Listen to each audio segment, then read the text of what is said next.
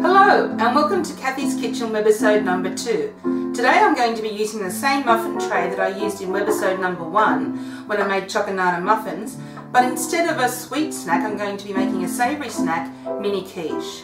The fillings for mini quiche can vary according to your tastes. You can include sun-dried tomatoes, crumbled feta cheese with a little bit of basil, or you could have a vegetarian version of mushrooms and leek. But today I'm going to be making a favourite of my second best friend Nat, and it's bacon, cheese and corn. Alright, now the first thing that we need to do for our mini quiche is to preheat the oven 210 to 220 degrees Celsius. Now lightly spray a 12-hole muffin tray with oil. This used to be a non-stick muffin tray, but it's quite old now, so I just like to give it a short spray to make sure the pastries will come out cleanly. And there is a little bit of butter in the pastry, so you don't need too much. I'm defrosting 2 sheets of ready rolled short crust pastry. We only need 1 1/3, but you can do that while you're preparing your filling.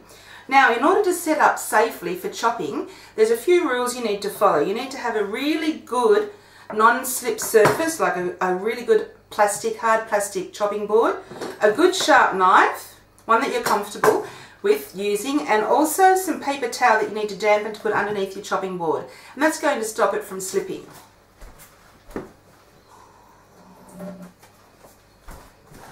You could also use a chucks cloth underneath here, and that will work just as well. Right, that's nice and firm now, nice and safe. You also need a half an onion, a brown or a purple or a white's fine. Chop it in half from north to south, this way, so that you get half of the root on each half. We only need 1/2 of this, and that's a lot easier to peel. The reason why we need the root on the bottom is so that when we're chopping the onion finely, it won't fall apart on us.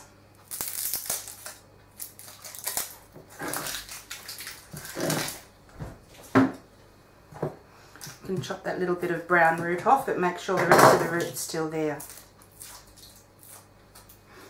Alright, now turn the root away from where you're going to be chopping, so the root side is there, and with the knife do very thin slices, around about 3 to 4 millimeters in width.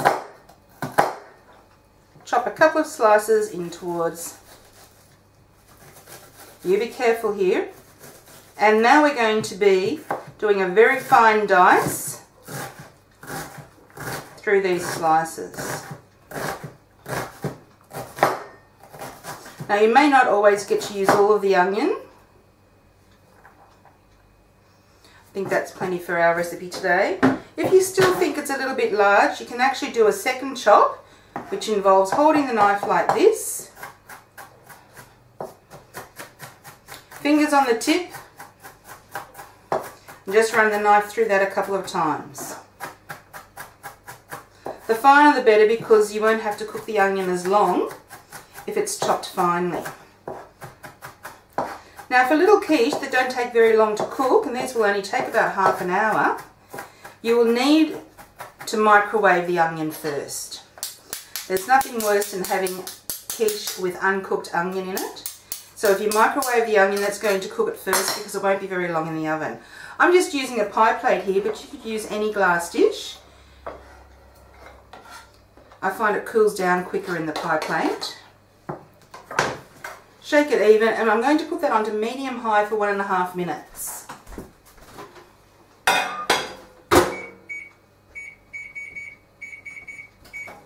In the meantime, I'm going to be chopping the bacon. Now, you can use 2 to 3 pieces of bacon depending on the size, and this is rindless short-cut bacon. I like to trim the fat off because it just ends up making the quiche too fatty. We've got eggs in there, and also there's fat in the pastry, and also it ends up being too runny. It makes the filling a little bit runny, and the pastry can go soggy.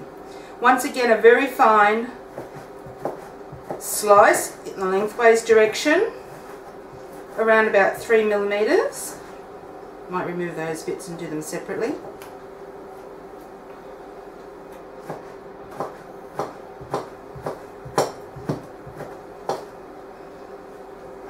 and turn them around and chop them as finely as you can. Now remember to curl your fingers under and tuck your thumb in behind your fingers when you are holding any food to chop. You can butt the knife up against the knuckles of your hand, but make sure your thumb is tucked in well. And also make sure that your knife's sharp, because a blunt knife will force you to use extra force, and that's when you can hurt yourself.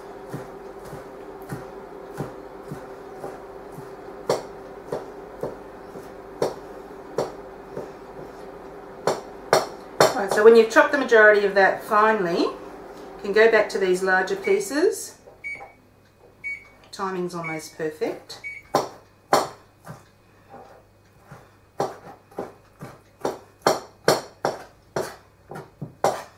Alright, now these can be added to the microwave tray with the onion, and we're going to microwave the bacon too for 1.5 minutes on medium high.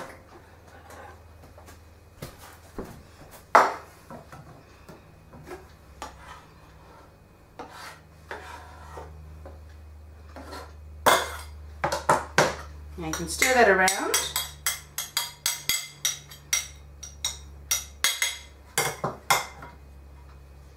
Alright, medium high, 1.5 minutes. In the meantime, you can get rid of the equipment that you were using for the filling.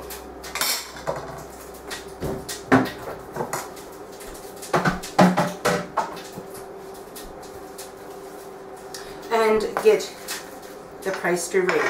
Now you'll need 1 1/3 pieces of ready rolled short crust pastry, and I'm using about an 8 centimetre biscuit cutter here in diameter, and you get 9 per pastry sheet if you position them correctly.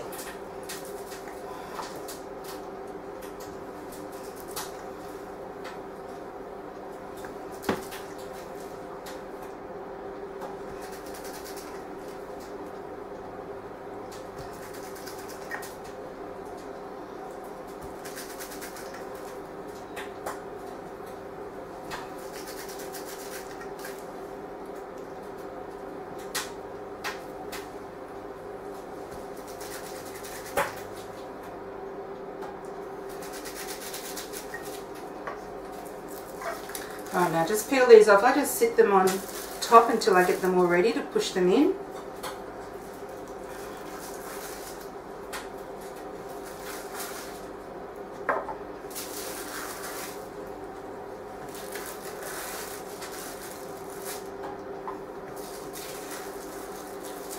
Now make sure your pastry is just defrosted and still quite cold.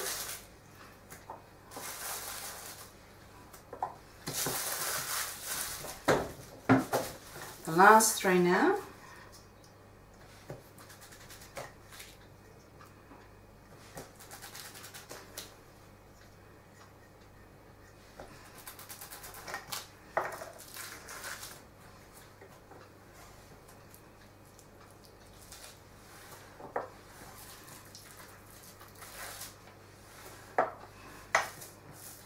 Now these little bits aren't good for anything here, so just pull those off. You can wrap that pastry, refreeze it once. I'll put it aside for the moment. Now to get the filling out of the microwave. You need this to be fairly cool. That's why I've used a pie plate. Stir it around. The onion's cooked, the bacon's cooked. Now if you were using bacon that was a little bit fattier, there would be moisture and fat in the bottom, and you might need to strain it. If you think that you can see any moisture in there, strain it. Otherwise, let it cool like that. And I've also drained a 125 gram tin of corn kernels here, and they're draining quite well, and they're going to be mixed in with it as well as soon as it's cool. Now to get these into position, I just push it in with my fingers. Now, you need to have as much of the pastry coming in contact with the metal on the tray as possible.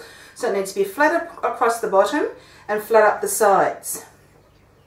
And also around the top needs to be even, because when you're filling it up, if it's not even, you won't get as much filling in it as you need, or it will spill out over the edges. And if the egg mixture spills out over the edge of the pastry, it'll burn and stick. Now don't just push it in so it looks like a circle, you need to actually push the sides down. Get rid of any air bubbles on the bottom so that all of the pastry is in contact with the metal tray. Take time doing this, it's worth it. You'll end up with crispy pastry this way. If you don't, the pastry will be soggy and uncooked on the bottom if it wasn't in contact with the metal.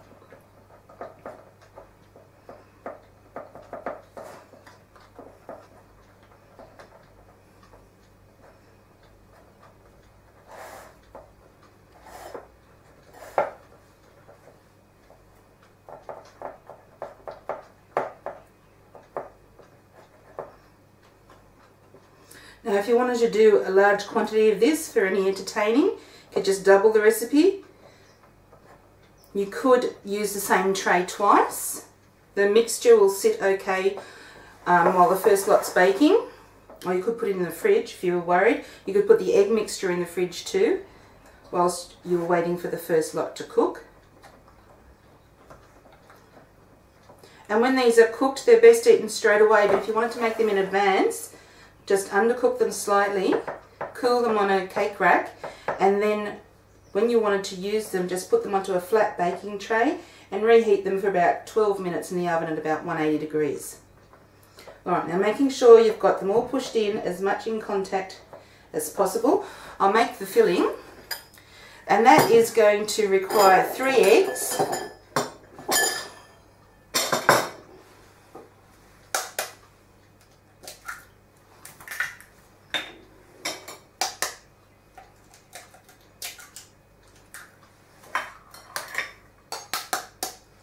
Now keep one of your half egg shells because you need that to measure the milk.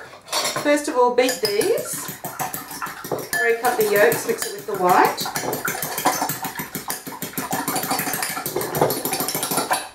Now, half an egg shell, I've used 3 eggs, so I need 3 half egg shells. And usually for about 700 gram eggs, it ends up being about 1/3 of a cup of milk. But if you're using smaller eggs, these were 700 gram eggs, you'd need less. So this is a foolproof way of measuring exactly the right amount of milk that you need for your mixture. Mix that well.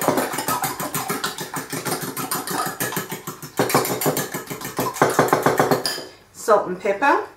Not too much salt because we have salt in the bacon. And I like black pepper, I don't mind the black specks.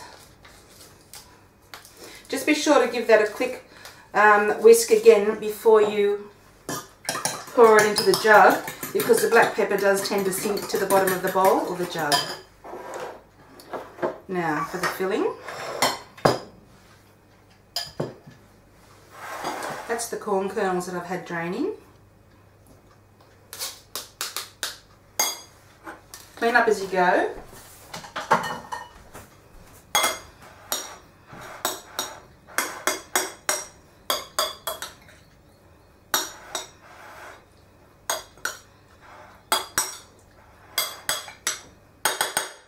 Alright, now I use 2 spoons to distribute this.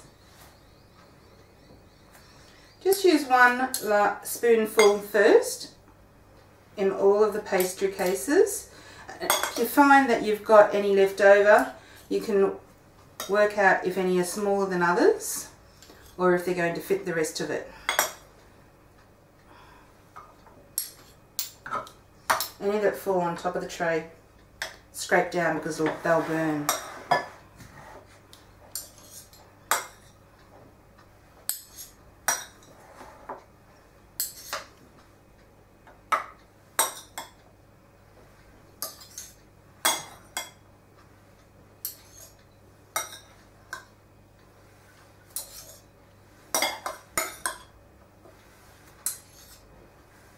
Alright, now I seem to have some that are not as filled as the others, so I'll go and top them up with the remainder of the filling.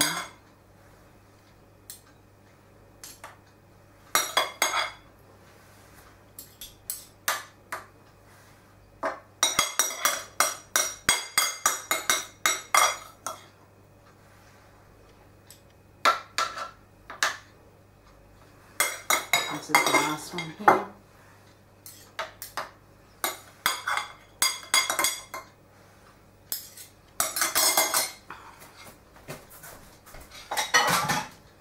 Okay, now one more whisk.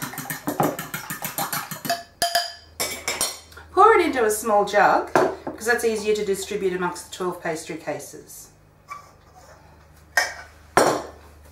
Now, don't overfill it. Just until you see the egg approaching the top of the pastry shell. We can always come back, let it settle. It needs to run through all the spaces in there amongst the corn and the bacon and the onion.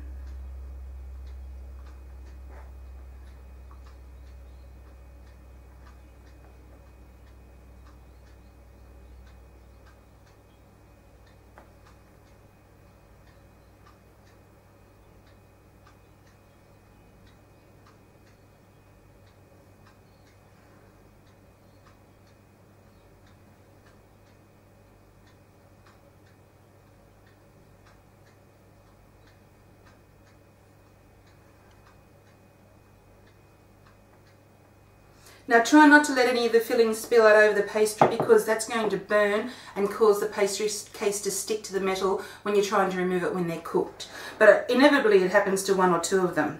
Now go back and have a look and make sure that there's none that aren't filled enough. I think we've done quite well there. And the last ingredient is approximately 1/3 of a cup of grated cheese. You could use cheddar or tasty and just sprinkle that on top of each little quiche. That's why we didn't fill them right to the top, because this does tend to displace the egg mixture a little bit. And this is going to not only provide a little bit more flavour, but it's going to help with the browning of the top.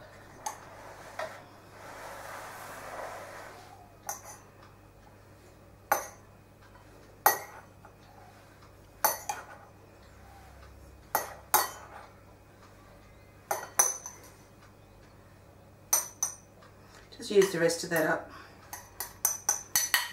Alright, that's going to go in the oven now, which has been preheating between 210 to 220 degrees Celsius for approximately half an hour. You'll know when they're done, they'll start to puff up and they'll go golden on top. So wait for that to happen. Your oven will vary if it's electric or gas.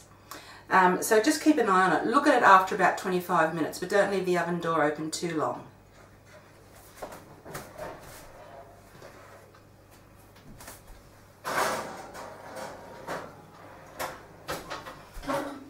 And the next thing you're going to need when they come out is a cake cooler, a tool to prise them out with, and I tend to use a bread and butter knife as well. So that's half an hour away. The mini quiche are ready now. They're puffed and golden. Don't forget your oven mitts.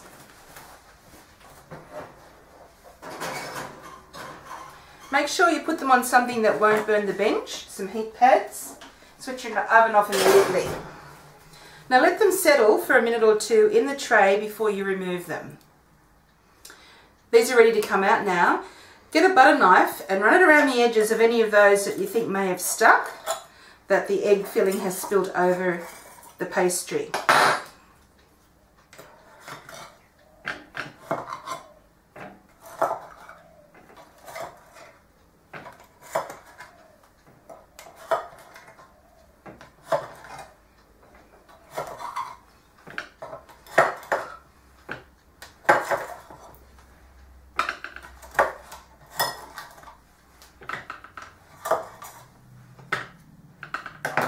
And there they are, mini cheese, bacon and corn quiche.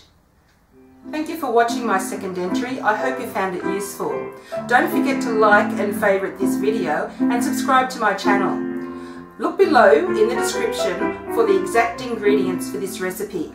Stay tuned for my next webisode where I'll be making burritos for one. Now these are best served hot. Boys!